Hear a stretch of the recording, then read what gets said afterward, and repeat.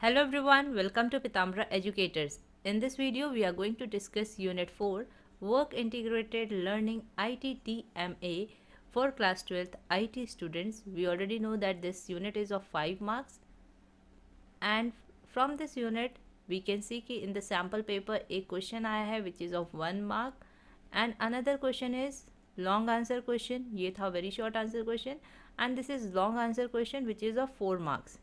और ये 4 marks भी जो है that is again डिवाइडेड, एक क्वेश्चन जो है वो 3 क्वेश्चंस लाइक 3 सब पार्ट्स हैं उस क्वेश्चन में. तो ऐसा नहीं है कि ये जो क्वेश्चन आएगा बिल्कुल एक लॉन्ग पैराग्राफ वाला क्वेश्चन आएगा जिसमें कि आपको एक पैराग्राफ लिखना है.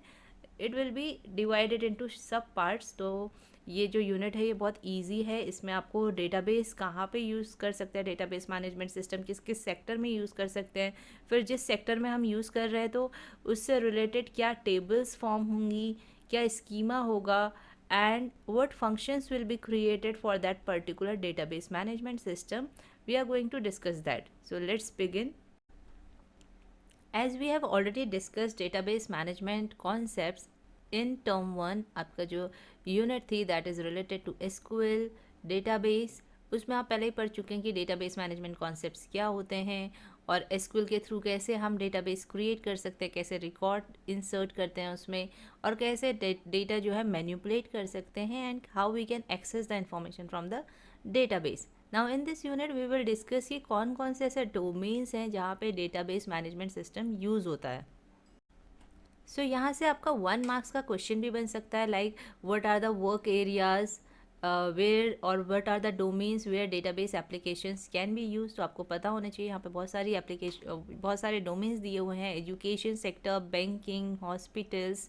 तो जहाँ पे भी लाइक हमें डेटाबेस यानी कि किसी चीज़ का रिकॉर्ड बनाना होता है, जैसे कि हॉस्पिटल्स है तो ऑब्वियसली वहाँ पे उनके एम्प्लॉयज़ का रिकॉर्ड होगा, पेशेंट्स का रिकॉर्ड होगा.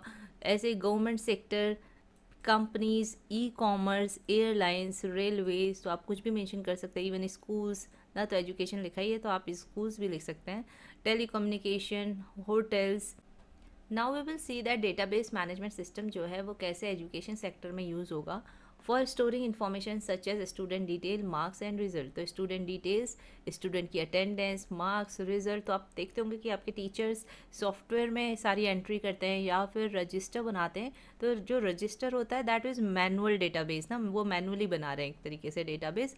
बट अगर हमें इलेक्ट्रॉनिक डेटाबेस बनाना है तो हम क्या करते हैं, we enter all the details of students, marks, result in the software. For storing information about faculty, staff members, for storing details about school, college such as infrastructure details, department and offered course details. इन सारी चीज़ों के लिए क्या होगा, database application use होती है in education sector. Now next is banking sector. For storing information about customers, obviously जो bank के कस्टमर्स हैं उनकी इन्फॉर्मेशन स्टोर करने के लिए. वो type of information, personal details जैसे कि address, age, PAN card, occupation. तो एक पर्सनल डिटेल्स वाली टेबल होगी उस डेटाबेस में. Next is accounts and loans related information. तो उस पर्सन के कितने अकाउंट्स है, whether FD account, saving account, loan account. Next information regarding daily transaction. तो एक टेबल होगी जिसमें कि ट्रांजेक्शन टेबल होगी जिसमें डेली ट्रांजेक्शन्स स्टोर हो रहे होंगे. फॉर स्टोरिंग एम्प्लॉय डिटेल्स, तो ओबियसली पहले कस्टमर्स की बात हो गई, अब कस्टमर्स के साथ साथ एम्प्लॉयज़ की भी एक टेबल होगी, एम्प्लॉयज़ का भी डेटाबेस होगा, जैसे जिसमें कि एम्प्लॉय की personal information, salary, leave, joining date, retirement year, ये सारी चीज़ें स्टोर होंगी. तो जो भी ऑर्गेनाइजेशंस हैं ओबियसली वहाँ पे जो उनके कस्टमर्स हैं, जो उनके क्लाइंट्स हैं, उनकी इन्फॉर्मेशन होगी. और वहाँ पे जो भी लोग इन्वॉल्व है लाइक जो भी एम्प्लॉयज़ है, जो भी स्टाफ है, उनके लिए भी क्या होगा, डेटाबेस होगा. सो अगर हम बात करें कि यहाँ से किस टाइप के क्वेश्चंस आ सकते हैं, तो obviously very short answer question में ऐसे भी आ सकता है, in education sector how database application will be used. तो आपको बताना होगा कि for storing information of students like student details, marks, result, attendance, for storing information about their staff ना. तो इस तरीके से आपको एक्सप्लेन करना होगा for 1 mark question. Next is hospitals. तो हॉस्पिटल्स में क्या होता है, पेशेंट्स होते हैं. तो पेशेंट्स से रिलेटेड डिटेल्स स्टोर होगी like personal details, health record, hospitalization date, relieving date, वो किस दिन डिस्चार्ज हुए हैं, राइट, और उन्होंने कौन कौन सी मेडिसिन ली है.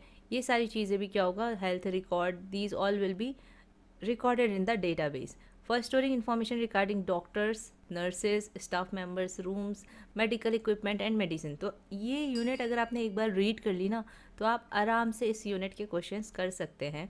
और वैसे भी इतनी चॉइस है, अगर आपने यूनिट जो जावा वाली है वो अच्छे से पढ़ ली है, तो आप इनके क्वेश्चंस को लाइक नहीं भी अटेम्प्ट करेंगे तब भी चलेगा। सो या तो आप जावा की अच्छे से प्रैक्टिस कर लीजिए, या फिर इस यूनिट को एक बार अच्छे से रीड कर लीजिए। अदरवाइज़ ये तो बहुत कॉमन है कि गवर्नमेंट सेक्टर में डेटाबेस एप्लीकेशन कैसे यूज़ होगी। Government sector like Aadhaar card, pan card, DL के लिए जो हम जा रहे हैं, तो इनमें डेटाबेस कैसे यूज़ होता है। For storing details of electoral rolls, election के लिए जो इलेक्टोरल रोल्स होते हैं वो। ऑल टाइप ऑफ टैक्सेस के लिए सारे टैक्सेस का record, criminal record, pan card का रिकॉर्ड, आधार कार्ड, व्हीकल रजिस्ट्रेशन, बर्थ और डेथ डिटेल, सर्टिफिकेट रजिस्ट्रेशन। तो इन सारी गवर्नमेंट में जितने भी लोग रजिस्टर्ड हैं, जितने लोग का आधार कार्ड बन रहा है, पैन कार्ड बन रहा है, इन सब ये सब कहाँ स्टोर हो रही है information? In their database. So I don't think कि इसमें कुछ लर्न करने वाली बात है। हाँ, ये तो कॉमन सेंस से भी आप आंसर कर सकते हैं, बट रीडिंग ज़रूरी है, तभी आपको आइडिया आएगा कि किस टाइप की चीज़ें इसमें मेंशन है। कंपनीज़ में ओबियसली इंफॉर्मेशन रिगार्डिंग एम्प्लॉयज़, उनका नेम, उनका address, contact number, salary, position, joining date, attendance भी हो सकती है उनका। For maintaining information regarding projects handled by them, तो उनको कौन सा प्रोजेक्ट अलॉट है, ये सारी इन्फॉर्मेशन भी हम डेटाबेस में स्टोर करेंगे। For keeping track of infrastructure, sales and investment in the companies. Next is e commerce. E commerce product means जो ऑनलाइन आप बिजनेस करते हैं, ऑनलाइन शॉपिंग वेबसाइट्स हैं, these all are considered as e commerce. Next, अब इसमें क्या database किस लिए यूज़ होगा? For storing information regarding products, product की category, price, quality, quantity and manufacturing date, seller date. For storing information regarding customers, तो एक तो प्रोडक्ट की डिटेल्स स्टोर होंगी और कस्टमर की डिटेल्स आपकी स्टोर होंगी। Next is airlines. तो एयरलाइंस के लिए क्या टेबल क्रिएट होगी? Obviously one table will be related to flight details, जिसमें arrival time, departure time, fares, passenger capacity, number of bookings होंगी। And next will be for keeping track of online and offline reservation. Airlines में आप एक और table भी लिख सकते हैं, लाइक पैसेंजर्स डिटेल टेबल, क्योंकि जो पैसेंजर फ़्लाइट का रिजर्वेशन कर रहे हैं उनकी भी तो डिटेल्स होंगी, उनकी डिटेल्स भी फिल होती हैं। सो उस वो भी आप मेंशन कर सकते हैं। Next is railways. For storing information about train details, तो एयरलाइन है तो फ्लाइट डिटेल्स, और अगर ट्रेन है तो that will be train details, arrival time, departure time, fares, then passenger capacity, number of bookings, and for keeping track of online और offline reservations। तो इसके लिए भी क्या होगा? there will be a table। now telecommunication, for storing information regarding communication network, customer call records, कितने बजे कौन सी कॉल हुई, everything, their bills की उस कॉल का कितने ड्यूरेशन था, उस पर क्या बिल आया, that will be recorded। Now for storing information about the plans offered and plans subscribed by the users will also be recorded in the database। Next hotel. Hotel में उनके जो क्लाइंट्स हैं, जो कस्टमर्स हैं, उनकी information store होगी। जो staff है ओबियसली उसका इंफ्रास्ट्रक्चर, तो ये सारी चीज़ें आप यहाँ पे मेंशन कर सकते हैं। इन्फॉर्मेशन रिगार्डिंग गेस्ट, उनका चेक इन चेकआउट टाइम, तो यहाँ पे गेस्ट लिखा है, आप कस्टमर्स भी लिख सकते हैं। For keeping track of booked and available rooms, तो इंफ्रास्ट्रक्चर मतलब कितने रूम्स हैं, कितने बुक हैं, कितने एम्प्टी हैं। For storing information regarding hotel staff, menu items and infrastructure. Now various applications in the above mention work areas, तो अभी हमने जैसे गवर्नमेंट सेक्टर देखा, एजुकेशन, होटल, ये सारी चीज़ें जब हमने देखी, तो इनमें कौन सी एप्लीकेशन जो है डेवलप की जा सकती है जिससे कि ये सारी चीज़ें रिकॉर्ड हो सके। लाइक स्कूल मैनेजमेंट एप्लीकेशन या कॉलेज मैनेजमेंट एप्लीकेशन। तो इसके थ्रू आप क्या करेंगे? Users means students will enter their details, और उसके थ्रू जो होगा डेटाबेस में वो स्टोर होगा। जैसे कोई नया एडमिशन आ रहा है तो वो अपना फॉर्म फिल करेगा in this application, and all those details जो फॉर्म में फिल हो रही है that will be entered in the table in the database. तो आप ऐसा कुछ भी बना सकते हैं, like college management application, online reservation application for airline, railways, buses, movies and hotels, application for online tutorials and test, hospital management application, company management application, bank management applications, shopping applications, now here a shopping website case study is given, जिससे कि आपको समझ में आए कि कैसे database management application use होती है इन अ पर्टिकुलर क्लाइंट एप्लीकेशन। जैसे कि हमें ये एप्लीकेशन दिख रही है यहाँ पे XYZ शॉपिंग वेबसाइट। अब इसमें हमें ऐसे तो नहीं पता चलता कि ये किसी डेटाबेस से लिंक्ड है ना, लाइक जब तक हमें डेटाबेस का कॉन्सेप्ट नहीं पता होगा तब तक हमें नहीं पता चलेगा कि इसमें कुछ डेटाबेस का कॉन्सेप्ट यूज़ भी हो रहा है। सो किस तरीके से यूज़ होता है, now we are going to see. We shall study database management application used in XYZ shopping website that allows user to shop online by providing 24/7 access. तो ये तो पता ही हमें। Website offers a wide range of products ranging from books, clothes, stationery, kitchen appliances to electronic items. तो जो ये आपकी XYZ shopping website है, इसमें ये सारी कैटेगरीज हैं, इनसे रिलेटेड आपको प्रोडक्ट्स मिलेंगे, jewellery, kitchen appliances, electronic. So category भी स्टोर होंगी कहीं पे।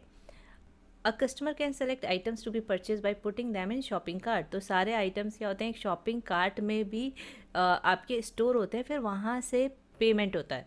The website also allows user to make choices of products by performing comparative analysis of products. तो जब यूज़र सेलेक्ट कर रहा है जो भी प्रोडक्ट, तो पहले वो एनालाइज करता है, बाकी प्रोडक्ट्स से उसको कंपेयर करता है।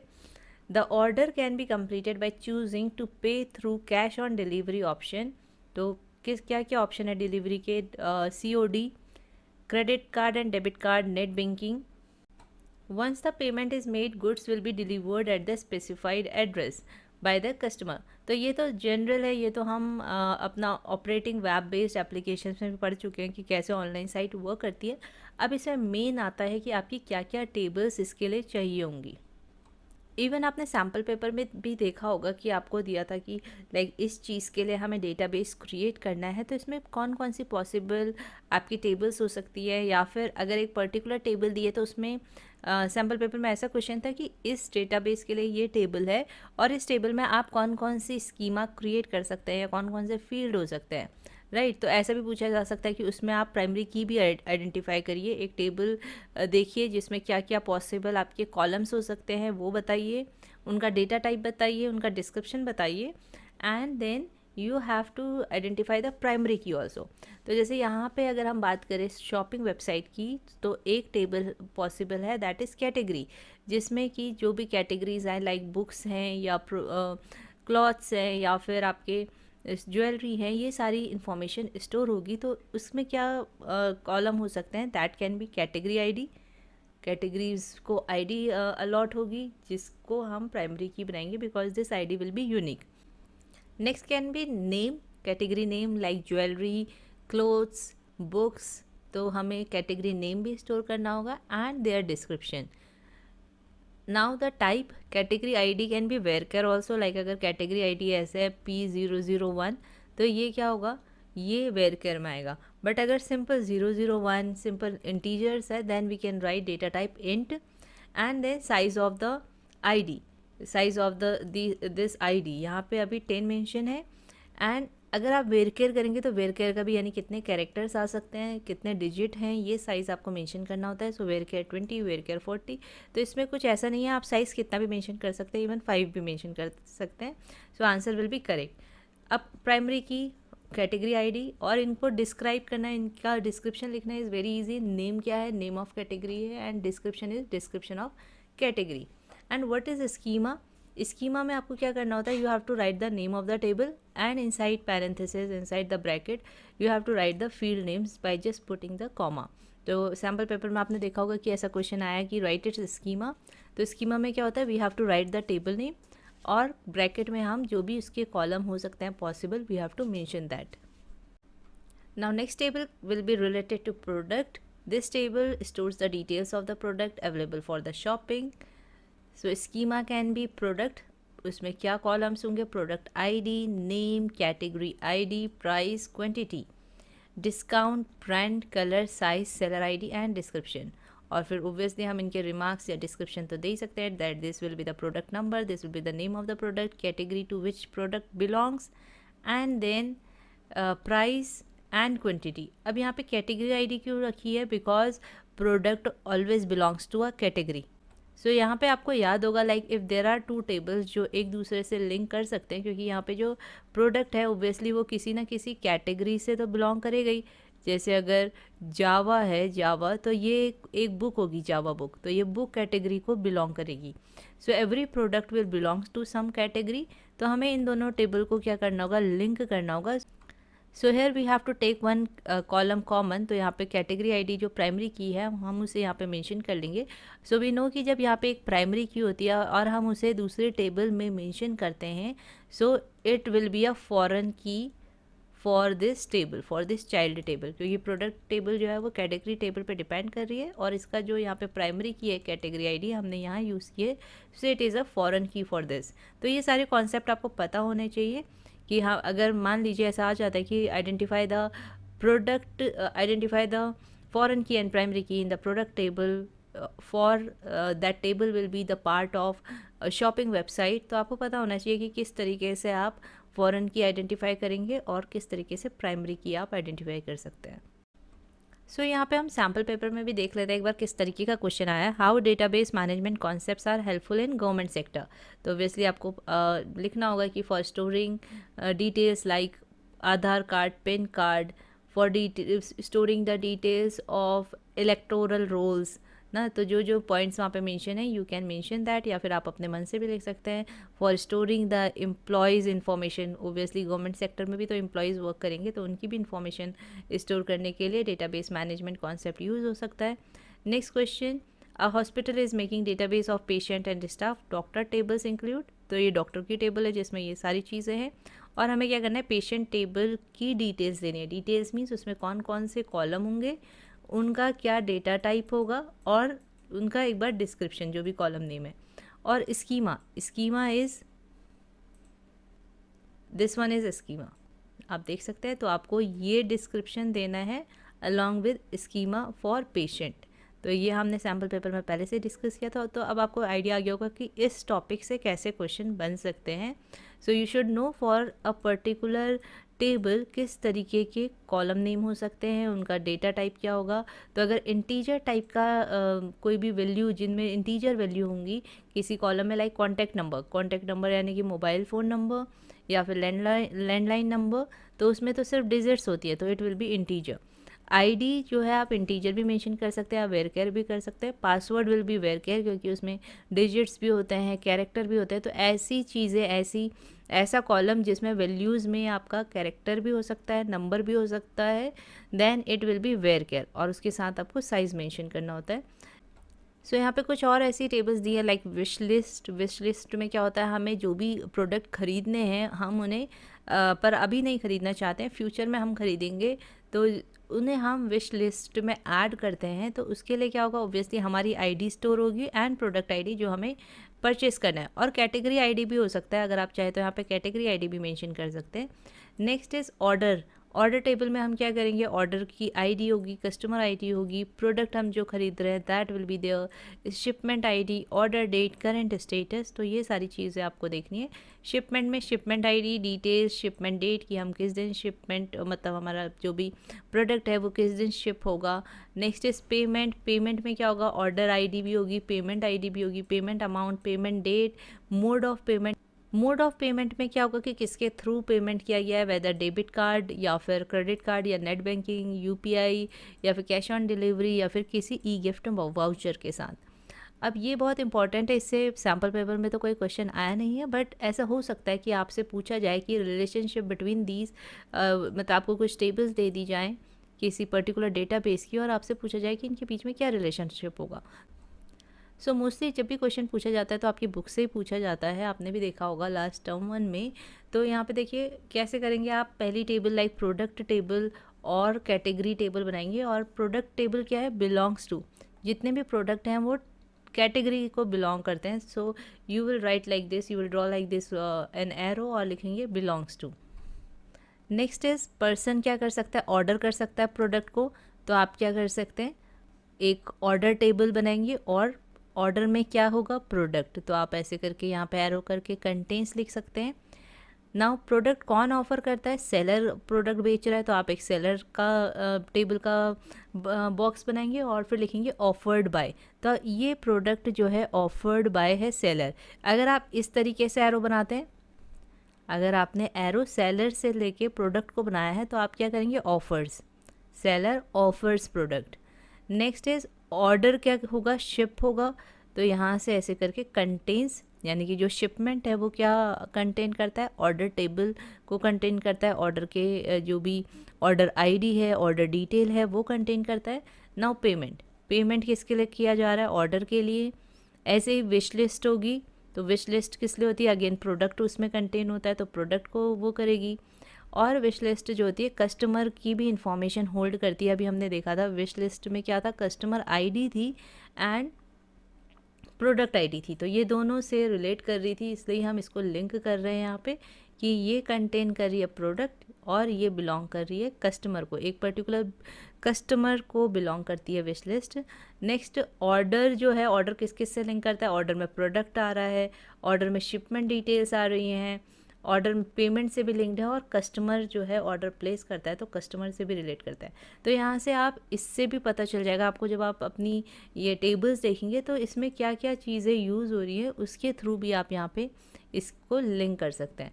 तो ये इस टाइप का क्वेश्चन भी आ सकता है, लाइक 2-3 टेबल्स आपको दी हों और आपसे बोला हो कि establish the relationship between them. जैसे अगर आपको डॉक्टर और पेशेंट टेबल दी है, डॉक्टर पेशेंट, अब आपसे बोला जाए कि इन टेबल को लिंक करो, तो आप क्या करेंगे, doctor and then patient,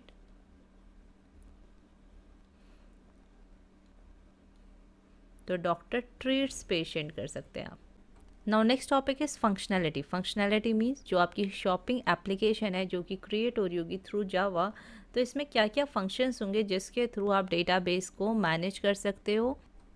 so in this topic some important functions will be described कि कौन कौन से फंक्शंस जावा में क्रिएट हो सकते हैं for this particular website, XYZ shopping website जो है उसके लिए आपको कौन कौन से फंक्शन क्रिएट करने होंगे।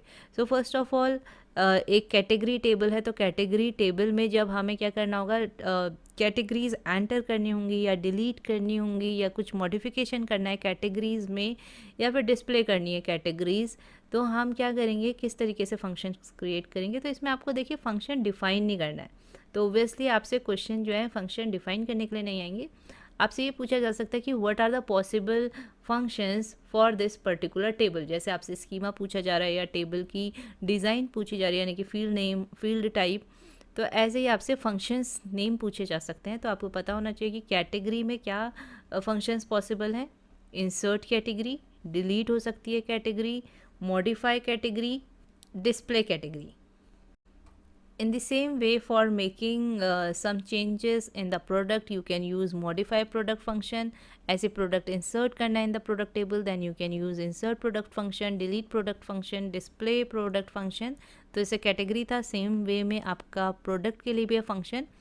When the table is related to say seller, तो हम क्या कर सकते हैं, seller का name insert कर सकते हैं.